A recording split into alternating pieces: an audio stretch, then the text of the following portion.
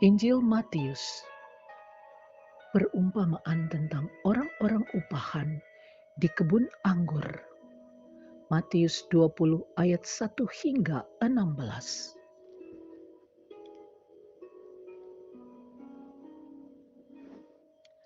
Adapun hal kerajaan sorga sama seperti seorang tuan rumah yang pagi-pagi benar keluar mencari pekerja-pekerja untuk kebun anggurnya. Setelah ia sepakat dengan pekerja-pekerja itu mengenai upah sedinar sehari, ia menyuruh mereka ke kebun anggurnya. Kira-kira pukul 9 pagi, ia keluar pula dan dilihatnya ada lagi orang-orang lain menganggur di pasar. Katanya kepada mereka, "Pergi jugalah kamu ke kebun anggurku, dan apa yang pantas akan kuberikan kepadamu." Dan mereka pun pergi.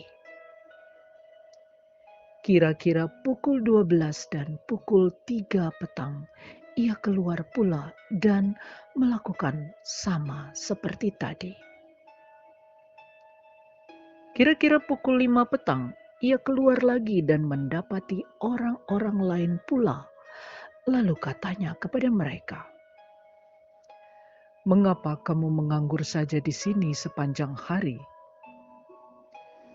Kata mereka kepadanya, "Karena tidak ada orang mengupah kami."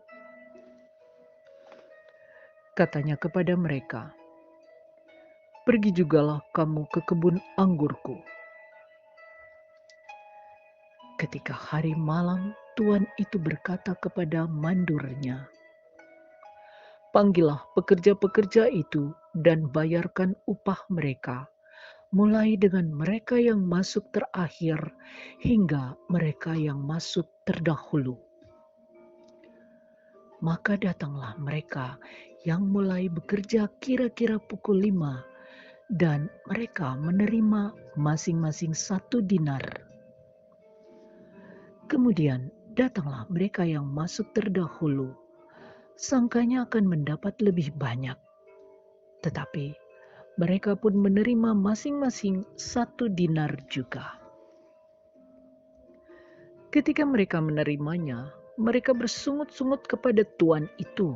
Katanya, "Mereka yang masuk terakhir ini hanya bekerja 1 jam, dan engkau menyamakan mereka dengan kami yang sehari suntuk bekerja berat dan menanggung panas terik matahari." Tetapi tuan itu menjawab seorang dari mereka, "Saudara, aku tidak berlaku tidak adil terhadap engkau. Bukankah kita telah sepakat sedinar sehari? Ambillah bagianmu dan pergilah. Aku mau memberikan kepada orang yang masuk terakhir ini sama seperti kepadamu. Tidakkah aku bebas mempergunakan milikku menurut kehendak hatiku? Atau iri hatikah engkau karena aku murah hati?" Demikianlah orang yang terakhir akan menjadi yang terdahulu, dan yang terdahulu akan menjadi yang terakhir.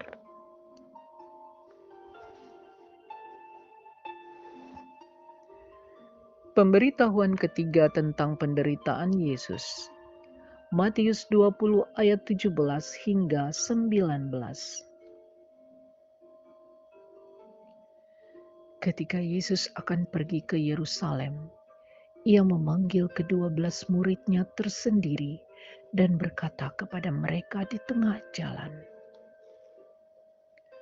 "Sekarang kita pergi ke Yerusalem, dan Anak Manusia akan diserahkan kepada imam-imam kepala dan ahli-ahli Taurat. Dan mereka akan menjatuhi dia hukuman mati. Dan mereka akan menyerahkan dia kepada bangsa-bangsa yang tidak mengenal Allah, supaya ia diolok-olokkan, disesah, dan disalibkan. Dan pada hari ketiga ia akan dibangkitkan.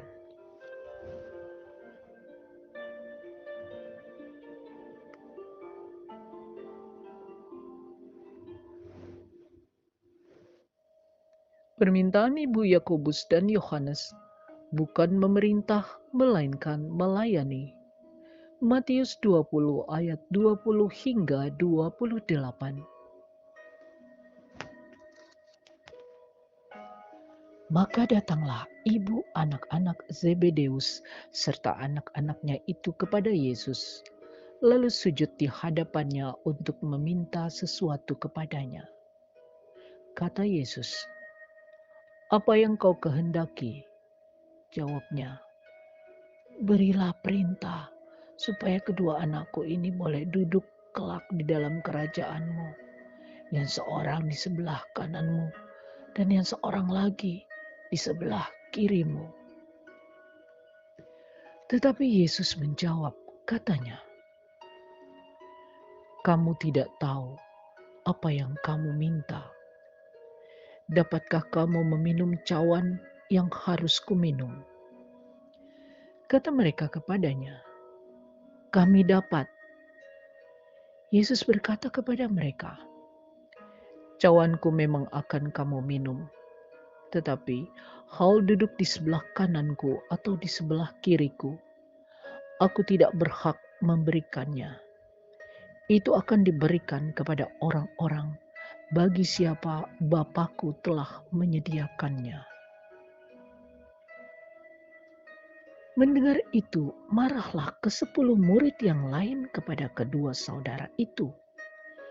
Tetapi Yesus memanggil mereka lalu berkata, "Kamu tahu bahwa pemerintah-pemerintah bangsa-bangsa memerintah rakyatnya dengan tangan besi, dan pembesar-pembesar menjalankan kuasanya dengan keras atas mereka.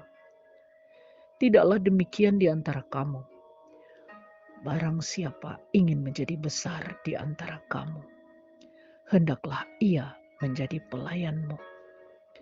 Dan barang siapa ingin menjadi terkemuka di antara kamu, hendaklah ia menjadi hambamu.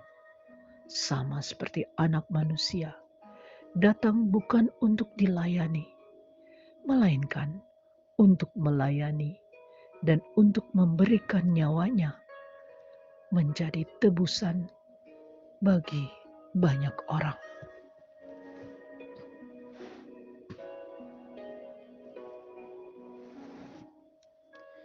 Yesus menyembuhkan 2 orang buta. Matius 20 ayat 29 hingga 34. Dan ketika Yesus dan murid-muridnya keluar dari Yeriko, orang banyak berbondong-bondong mengikuti Dia. Ada 2 orang buta yang duduk di pinggir jalan mendengar bahwa Yesus lewat. Lalu mereka berseru, "Tuhan, Anak Daud, kasihanilah kami." Tetapi orang banyak itu menegur mereka dan supaya mereka diam. Namun mereka makin keras berseru, katanya, "Tuhan, Anak Daud, kasihanilah kami." Lalu Yesus berhenti dan memanggil mereka. Ia berkata, "Apa yang kamu kehendaki supaya aku perbuat bagimu?" Jawab mereka, "Tuhan, supaya mata kami dapat melihat." Maka tergeraklah hati Yesus oleh belas kasihan. Lalu ia menjamah mata mereka, dan seketika itu juga mereka melihat lalu mengikuti Dia.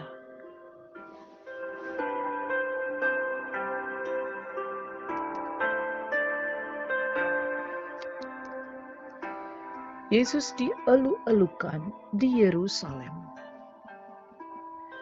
Matius 21 ayat 1 hingga 11.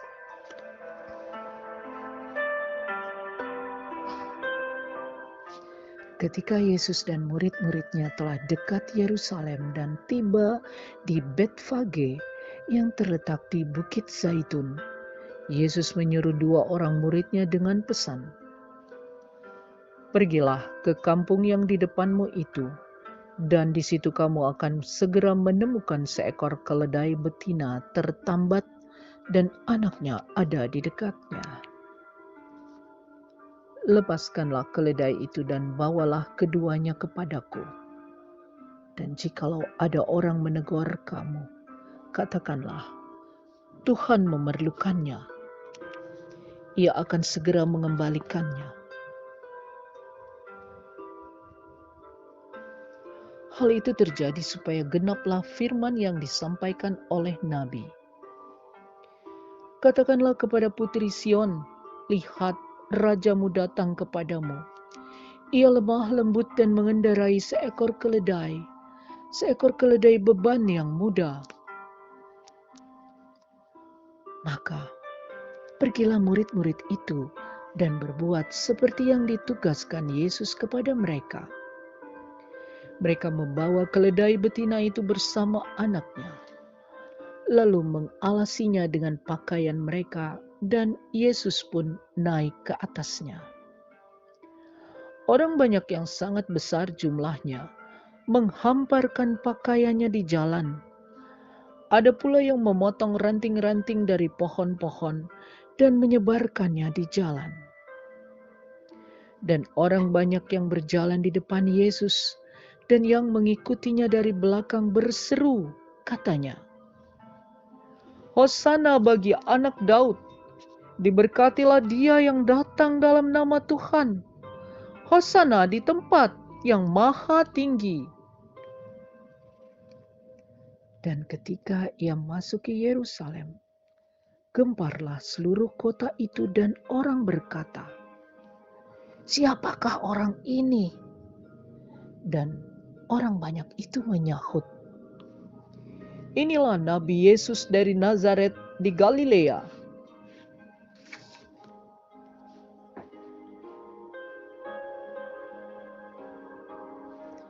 Yesus menyucikan bait Allah. Matius 21 ayat 12 hingga 17. Lalu Yesus masuk ke bait Allah dan mengusir semua orang yang berjual beli di halaman bait Allah.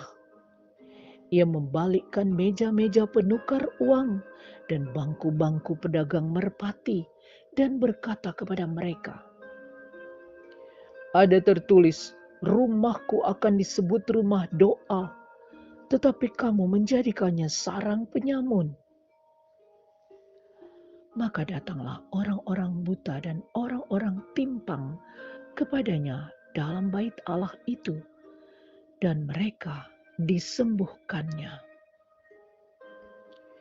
Tetapi ketika imam-imam kepala dan ahli-ahli Taurat melihat mujizat-mujizat yang dibuatnya itu, dan anak-anak yang berseru dalam bait Allah, "Hosana bagi anak Daud," hati mereka sangat jengkel. Lalu mereka berkata kepadanya, "Engkau dengar apa yang dikatakan anak-anak ini?" Kata Yesus kepada mereka, "Aku dengar. Belum pernahkah kamu baca, dari mulut bayi-bayi dan anak-anak yang menyusu, Engkau telah menyediakan puji-pujian?"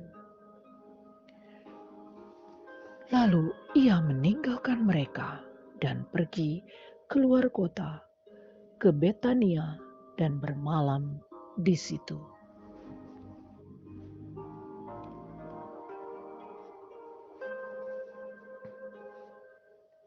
Yesus mengutuk pohon ara. Matius 21 ayat 18 hingga 22. Pada pagi-pagi hari dalam perjalanannya kembali ke kota, Yesus merasa lapar. Dekat jalan ia melihat pohon ara lalu pergi ke situ. Tetapi ia tidak mendapat apa-apa pada pohon itu selain daun-daun saja. Katanya kepada pohon itu, "Engkau tidak akan berbuah lagi selama-lamanya." Dan seketika itu juga keringlah pohon ara itu. Melihat kejadian itu tercenganglah murid-muridnya lalu berkata, "Bagaimana mungkin pohon ara itu sekonyong-konyong menjadi kering?" Yesus menjawab mereka, "Aku berkata kepadamu, sesungguhnya jika kamu percaya dan tidak bimbang, kamu bukan saja akan dapat berbuat apa yang kuperbuat dengan pohon ara itu, tetapi juga jikalau kamu berkata kepada gunung ini, beranjaklah dan tercampaklah ke dalam laut, hal itu akan terjadi. Dan apa saja yang kamu minta dalam doa dengan penuh kepercayaan, kamu akan menerimanya."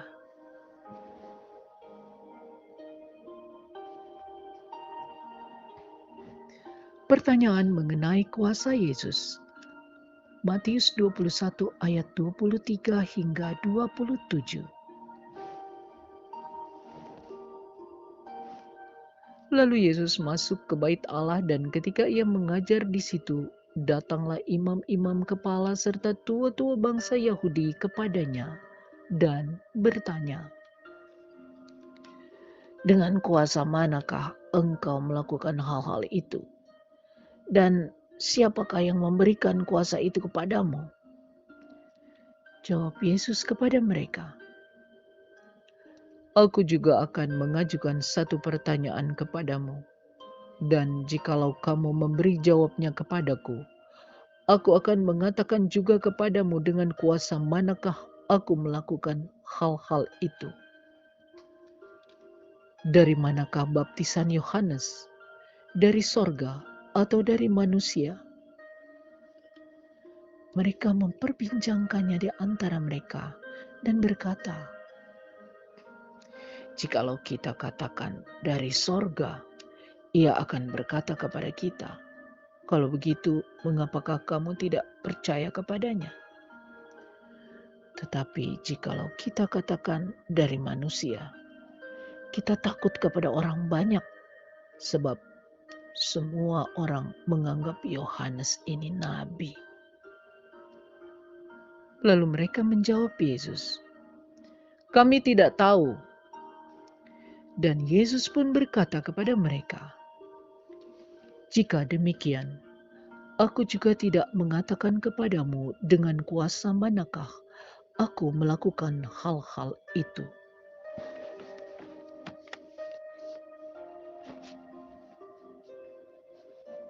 Perumpamaan tentang dua orang anak. Matius 21 ayat 28 hingga 32. "Tetapi apakah pendapatmu tentang ini? Seorang mempunyai dua anak laki-laki. Ia pergi kepada anak yang sulung dan berkata, 'Anakku, pergi dan bekerjalah hari ini dalam kebun anggur.' Jawab anak itu, 'Baik, Bapa.' Tetapi ia tidak pergi. Lalu orang itu pergi kepada anak yang kedua dan berkata demikian juga. Dan anak itu menjawab, 'Aku tidak mau.' Tetapi kemudian ia menyesal, lalu pergi juga. Siapakah di antara kedua orang itu yang melakukan kehendak ayahnya?" Jawab mereka, "Yang terakhir." Kata Yesus kepada mereka, "Aku berkata kepadamu, sesungguhnya pemungut-pemungut cukai dan perempuan-perempuan sundal akan mendahului kamu masuk dalam kerajaan Allah. Sebab Yohanes datang untuk menunjukkan jalan kebenaran kepadamu, dan kamu tidak percaya kepadanya. Tetapi pemungut-pemungut cukai dan perempuan-perempuan sundal percaya kepadanya. Dan meskipun kamu melihatnya, tetapi kemudian kamu tidak menyesal dan kamu tidak juga percaya kepadanya."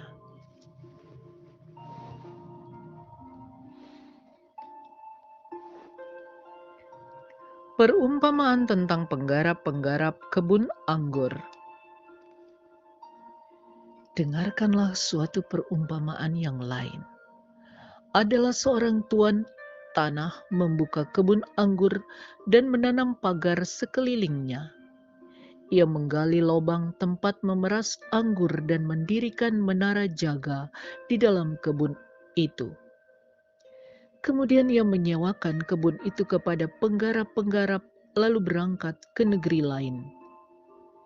Ketika hampir tiba musim petik, ia menyuruh hamba-hambanya kepada penggarap-penggarap itu untuk menerima hasil yang menjadi bagiannya. Tetapi penggarap-penggarap itu menangkap hamba-hambanya itu. Mereka memukul yang seorang, membunuh yang lain, dan melempari yang lain pula dengan batu. Kemudian Tuhan itu menyuruh pula hamba-hamba yang lain lebih banyak daripada yang semula. Tetapi mereka pun diperlakukan sama seperti kawan-kawan mereka. Akhirnya ia menyuruh anaknya kepada mereka. Katanya, "Anakku akan mereka segani." Tetapi ketika penggarap-penggarap itu melihat anaknya itu, mereka berkata seorang kepada yang lain, "Ia adalah ahli waris. Mari kita bunuh dia, supaya warisannya menjadi milik kita." Mereka menangkapnya dan melemparkannya keluar kebun anggur itu, lalu membunuhnya. Maka apabila tuan kebun anggur itu datang, apakah yang akan dilakukannya dengan penggarap-penggarap itu? Kata mereka kepadanya, "Ia akan membinasakan orang-orang jahat itu, dan kebun anggurnya akan disewakannya kepada penggarap-penggarap lain yang akan menyerahkan hasilnya kepadanya pada waktunya." Kata Yesus kepada mereka, "Belum pernahkah kamu baca dalam kitab suci? Batu yang dibuang oleh tukang-tukang bangunan telah menjadi batu penjuru. Hal itu terjadi dari pihak Tuhan, suatu perbuatan ajaib di mata kita. Sebab itu aku berkata kepadamu, bahwa kerajaan Allah akan diambil daripadamu dan akan diberikan kepada suatu bangsa yang akan menghasilkan buah kerajaan itu. Dan barang siapa jatuh ke atas batu itu, ia akan hancur, dan barang siapa ditimpa batu itu, ia akan remuk." Ketika imam-imam kepala dan orang-orang Farisi mendengar perumpamaan-perumpamaan Yesus, mereka mengerti bahwa merekalah yang dimaksudkannya. Dan mereka berusaha untuk menangkap dia, tetapi mereka takut kepada orang banyak, karena orang banyak itu menganggap dia nabi.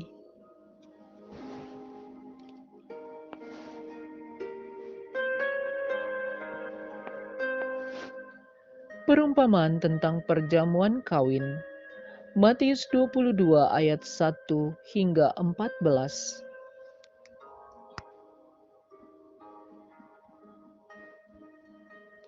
Lalu Yesus berbicara pula dalam perumpamaan kepada mereka.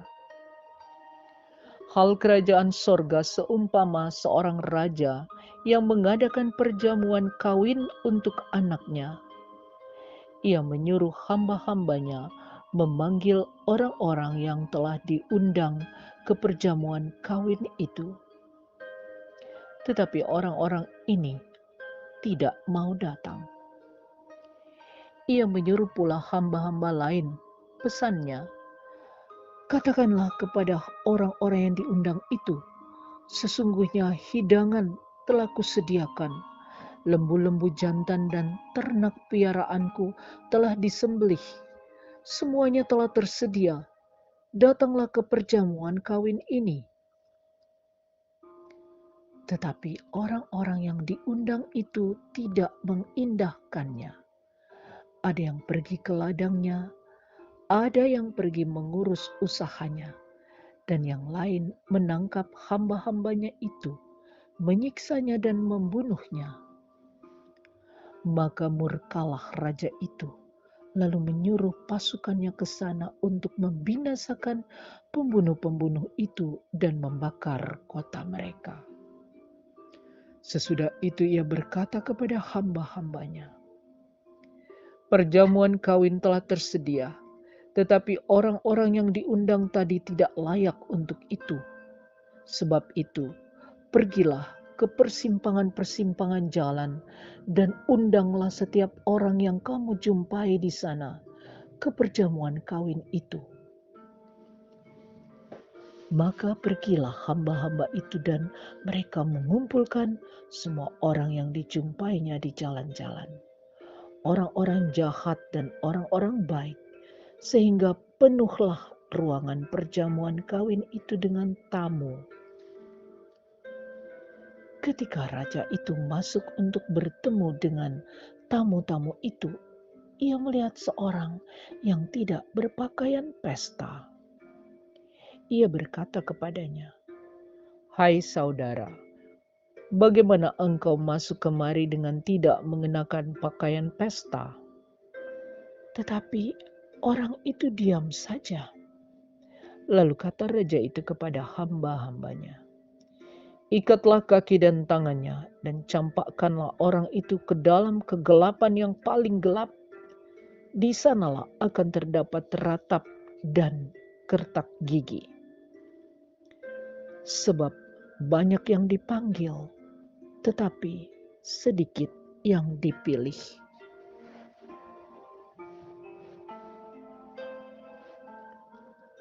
Tentang membayar pajak kepada kaisar, Matius 22 ayat 15 hingga 22.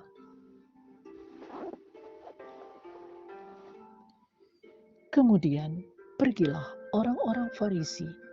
Mereka berunding bagaimana mereka dapat menjerat Yesus dengan suatu pertanyaan. Mereka menyuruh murid-murid mereka bersama-sama orang-orang Herodian bertanya kepadanya, "Guru, kami tahu engkau adalah seorang yang jujur dan dengan jujur mengajar jalan Allah, dan engkau tidak takut kepada siapapun juga, sebab engkau tidak mencari muka. Katakanlah kepada kami pendapatmu, apakah diperbolehkan membayar pajak kepada kaisar atau tidak?" Tetapi Yesus mengetahui kejahatan hati mereka itu, lalu berkata, "Mengapa kamu mencobai aku, hai orang-orang munafik? Tunjukkanlah kepadaku mata uang untuk pajak itu." Mereka membawa suatu dinar kepadanya. Maka ia bertanya kepada mereka, "Gambar dan tulisan siapakah ini?" Jawab mereka, "Gambar dan tulisan kaisar." Lalu kata Yesus kepada mereka, "Berikanlah kepada kaisar apa yang wajib kamu berikan kepada kaisar, dan kepada Allah apa yang wajib kamu berikan kepada Allah." Mendengar itu, heranlah mereka dan meninggalkan Yesus lalu pergi.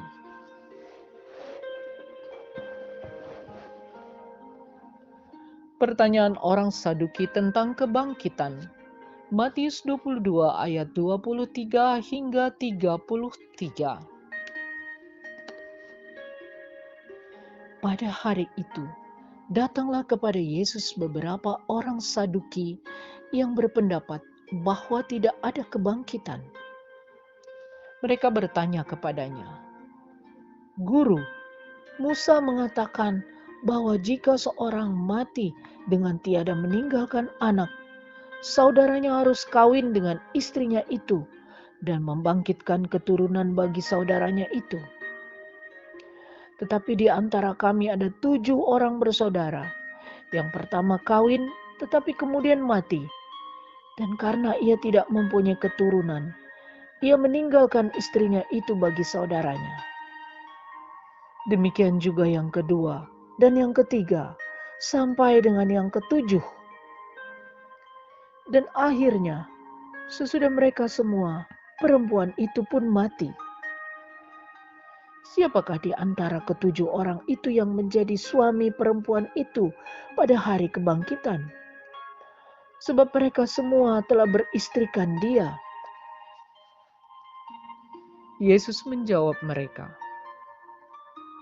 "Kamu sesat, sebab kamu tidak mengerti kitab suci maupun kuasa Allah. Karena pada waktu kebangkitan, orang tidak kawin dan tidak dikawinkan, melainkan hidup seperti malaikat di sorga. Tetapi tentang kebangkitan orang-orang mati, tidakkah kamu baca apa yang difirmankan Allah ketika ia bersabda, 'Akulah Allah Abraham, Allah Ishak, dan Allah Yakub.' Ia bukanlah Allah orang mati, melainkan Allah orang hidup."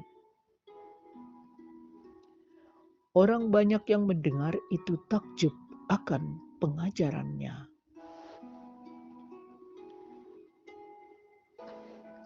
Hukum yang terutama, Matius 22 ayat 34 hingga 40.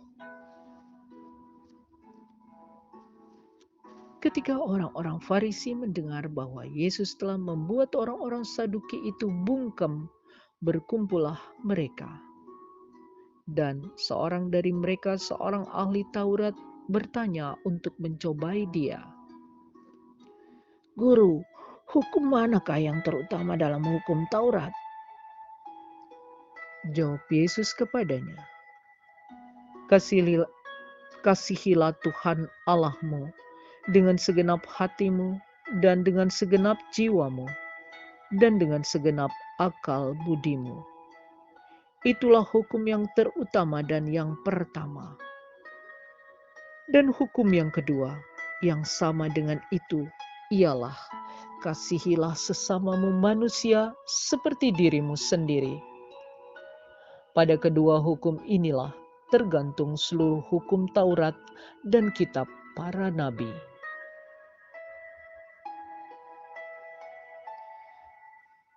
Hubungan antara Yesus dan Daud. Matius 22 ayat 41 hingga 46.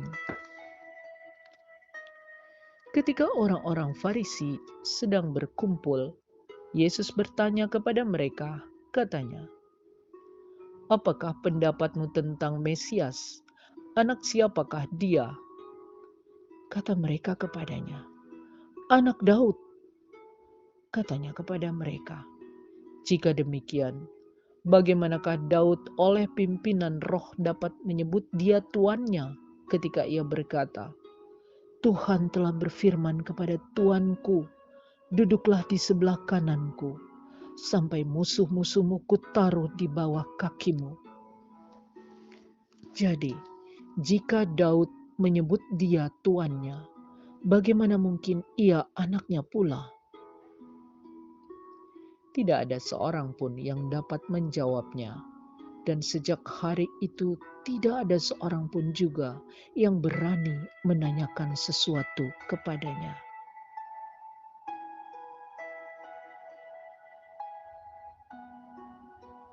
Yesus mengecam ahli-ahli Taurat dan orang-orang Farisi. Matius 23 ayat 1 hingga 36.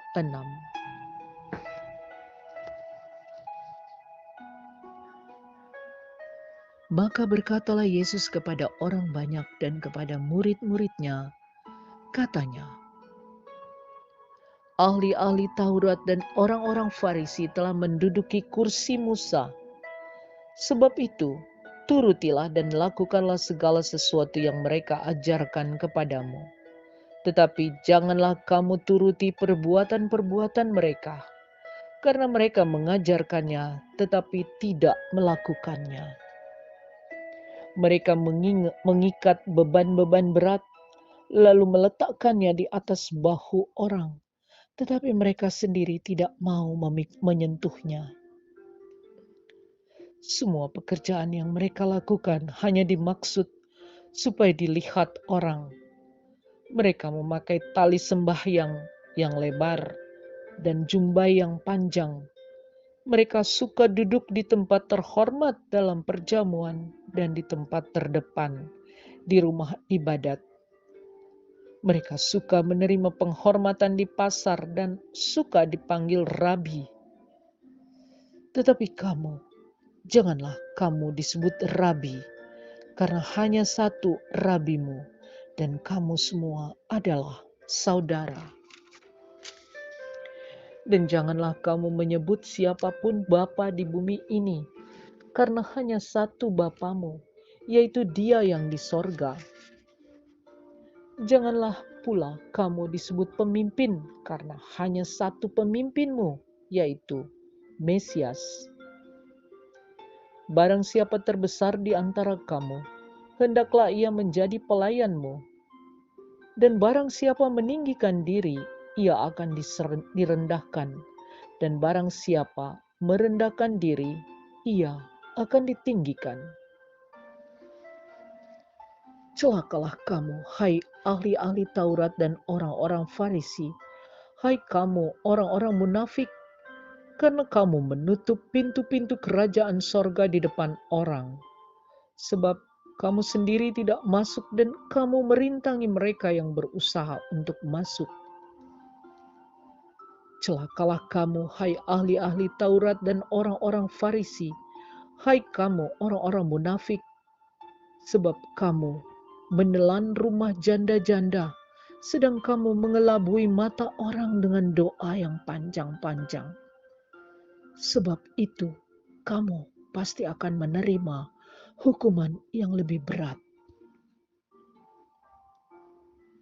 Celakalah kamu, hai ahli-ahli Taurat dan orang-orang Farisi, hai kamu orang-orang munafik, sebab kamu mengarungi lautan dan menjelajah daratan untuk mentobatkan satu orang saja menjadi penganut agamamu, dan sesudah ia bertobat, kamu menjadikan dia orang neraka yang 2 kali lebih jahat daripada kamu sendiri.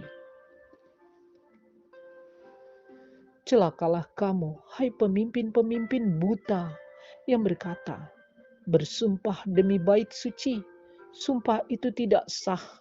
Tetapi bersumpah demi emas bait suci, sumpah itu mengikat.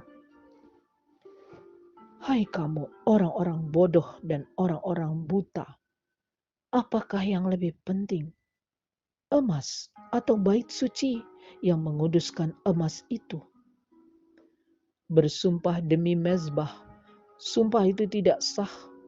Tetapi bersumpah demi persembahan yang ada di atasnya, sumpah itu mengikat. Hai kamu orang-orang buta, apakah yang lebih penting? Persembahan atau mezbah yang menguduskan persembahan itu? Karena itu, barang siapa bersumpah demi mezbah, ia bersumpah demi mezbah dan juga demi segala sesuatu yang terletak di atasnya. Dan barang siapa bersumpah demi bait suci, ia bersumpah demi bait suci dan juga demi Dia yang diam di situ. Dan barang siapa bersumpah demi sorga, ia bersumpah demi takhta Allah dan juga demi Dia yang bersemayam di atasnya. Celakalah kamu, hai ahli-ahli Taurat dan orang-orang Farisi, hai kamu orang-orang munafik, sebab persepuluhan dari selasih, adas manis dan jintan kamu bayar, tetapi yang terpenting dalam hukum Taurat kamu abaikan, yaitu keadilan dan belas kasihan dan kesetiaan. Yang satu harus dilakukan dan yang lain jangan diabaikan. Hai kamu pemimpin-pemimpin buta, nyamuk kamu tepiskan dari dalam minumanmu, tetapi unta yang di dalamnya kamu telan. Celakalah kamu, hai ahli-ahli Taurat dan orang-orang Farisi, hai kamu orang-orang munafik, sebab cawan dan pinggan kamu bersihkan sebelah luarnya, tetapi sebelah dalamnya penuh rampasan dan kerakusan. Hai orang Farisi yang buta, bersihkanlah dahulu sebelah dalam cawan itu, maka sebelah luarnya juga akan bersih. Celakalah kamu, hai ahli-ahli Taurat dan orang-orang Farisi, hai kamu orang-orang munafik, sebab kamu sama seperti kuburan yang dilabur putih, yang sebelah luarnya memang bersih tampaknya, tetapi yang sebelah dalamnya penuh tulang belulang dan pelbagai jenis kotoran. Demikian jugalah kamu. Di sebelah luar kamu tampaknya benar di mata orang, tetapi di sebelah dalam kamu penuh kemunafikan dan kedurjanaan. Celakalah kamu, hai ahli-ahli Taurat dan orang-orang Farisi, hai kamu orang-orang munafik, sebab kamu membangun makam nabi-nabi dan memperindah tugu orang-orang saleh dan berkata, jika kami hidup di zaman nenek moyang kita, tentulah kami tidak ikut dengan mereka dalam pembunuhan nabi-nabi itu. Tetapi dengan demikian kamu bersaksi terhadap diri kamu sendiri bahwa kamu adalah keturunan pembunuh nabi-nabi itu. Jadi, penuhilah juga takaran nenek moyangmu. Hai kamu ular-ular, hai kamu keturunan ular beludak. Bagaimanakah mungkin kamu dapat meluputkan diri dari hukuman mereka, neraka? Sebab itu, lihatlah, aku mengutus kepadamu nabi-nabi, orang-orang bijaksana dan ahli-ahli Taurat. Separuh di antara mereka akan kamu bunuh dan kamu salibkan. Yang lain akan kamu sesah di rumah-rumah ibadatmu, dan kamu aniaya dari kota ke kota, supaya kamu menanggung akibat penumpahan darah orang yang tidak bersalah, mulai dari Habel, orang benar itu, sampai kepada Zakaria, anak Berekhya, yang kamu bunuh di antara tempat kudus dan mezbah. Aku berkata kepadamu, sesungguhnya semuanya ini akan ditanggung angkatan ini.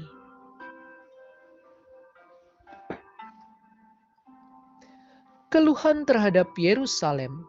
Matius 23 ayat 37 hingga 39. Yerusalem, Yerusalem, engkau yang membunuh nabi-nabi dan melempari dengan batu orang-orang yang diutus kepadamu.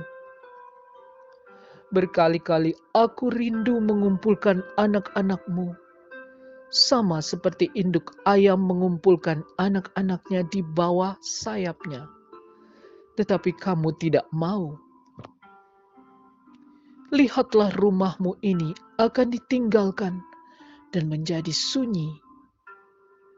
Dan aku berkata kepadamu, mulai sekarang kamu tidak akan melihat aku lagi, hingga kamu berkata, diberkatilah dia yang datang dalam nama Tuhan.